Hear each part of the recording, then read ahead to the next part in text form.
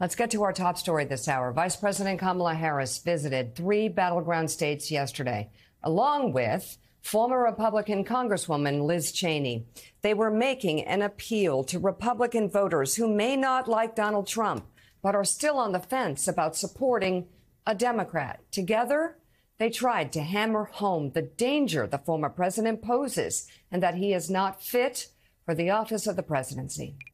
In this race, we have the opportunity to vote for and support somebody you can count on. We're not always going to agree, but I know Vice President Harris will always do what she believes is right for this country. We have in our grasp the ability to determine the course of our country. You know, every election we've said this is the one. This is the one. This truly is the one. It's not about party. It's about right and wrong. And I certainly have many Republicans who will say to me, I can't be public. They do worry about a whole range of things, including violence, but they'll do the right thing. And I would just remind people, if you're at all concerned, you can vote your conscience and not ever have to say a word to anybody. And there will be millions of Republicans who do that on November 5th, vote for Vice President Harris. Like, if you wouldn't hire somebody to babysit your kids, like, you shouldn't make that guy the president of the United States. I mean, that's like pretty basic. When we talk about character, it is the sign of strong character to have empathy, to have some level of concern and care about the well-being of other people, and then to do something about that.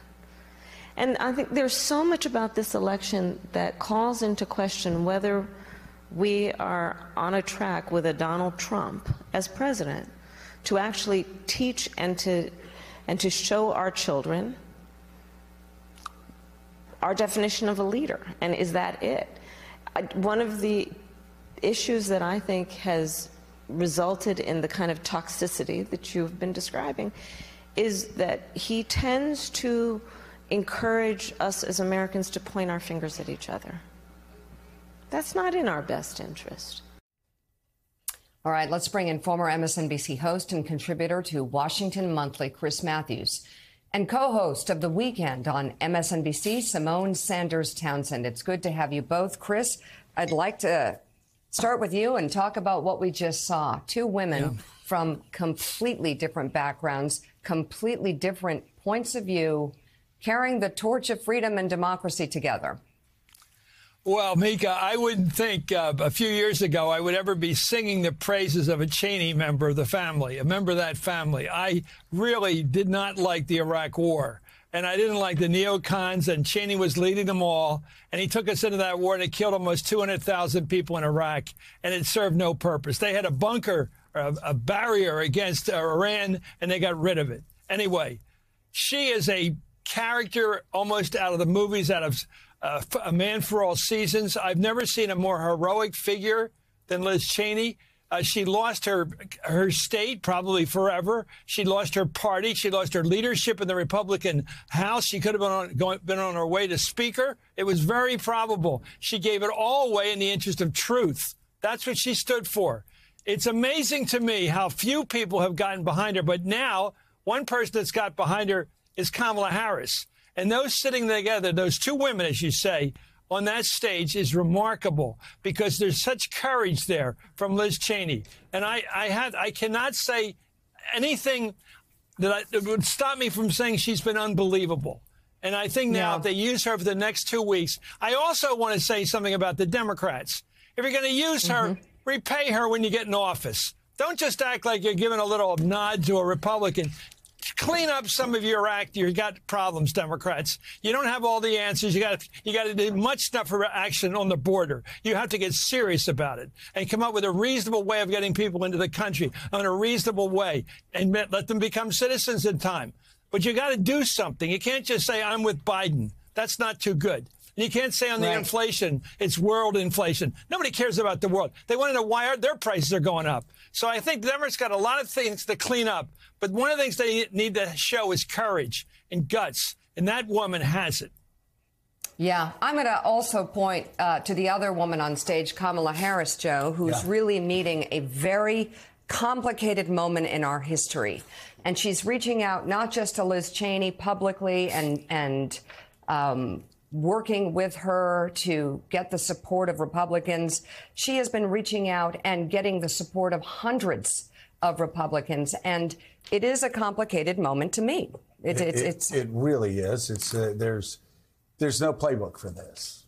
None. No rule. I mean, the fact that you have over 100 officials from Republican administrations in the past, that you have almost every senior leader from Donald Trump's last run in the White House, that you have so many Republicans, the Cheneys all the way back to Ken Edelman, all supporting a Democrat.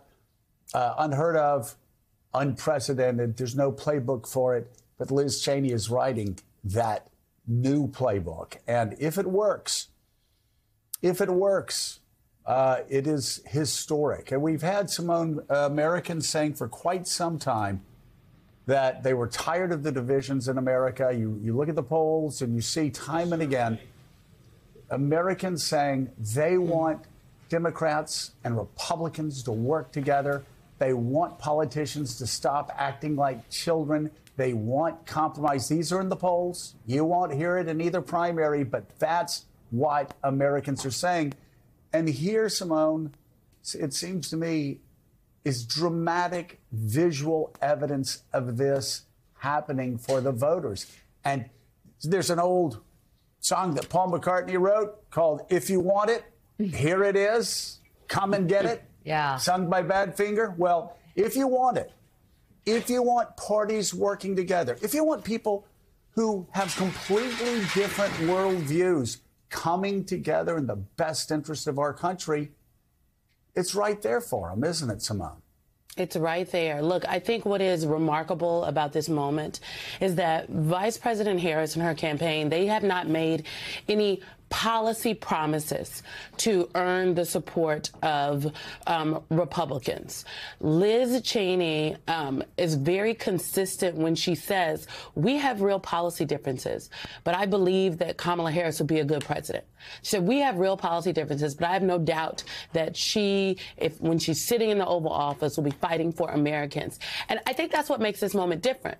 Every single election, when I've been out there on the campaign trail talking to folks, especially some of the younger voters, they say, every election, people say this is the most important election. And why is this different? And to be clear, they're right. We have been saying that for a very long time.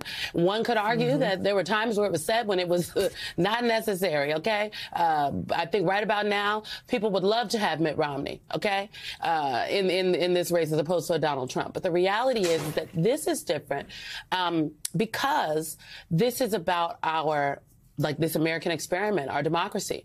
And if Vice President Harris is successful, it will be because she reached out and built a broad coalition, but she didn't compromise any of the policy values and the values that she has to do that. And so Democrats should see this and be heartened that there are folks coming to the Democratic candidate, joining the big tent because they believe that this is the person that literally can chart a new way forward. And I really just think that's important to hammer home because folks out there will have seen all of this engagement for trying to garner the support of Republicans. And they say, well, what about the base? And I agree. It's a both and. And I think coupled with the engagements that the vice president did last week, now what she is doing this week, this is how you close the race. This is your argument that you literally will be a president for everybody and that this moment requires us all to rise to the occasion.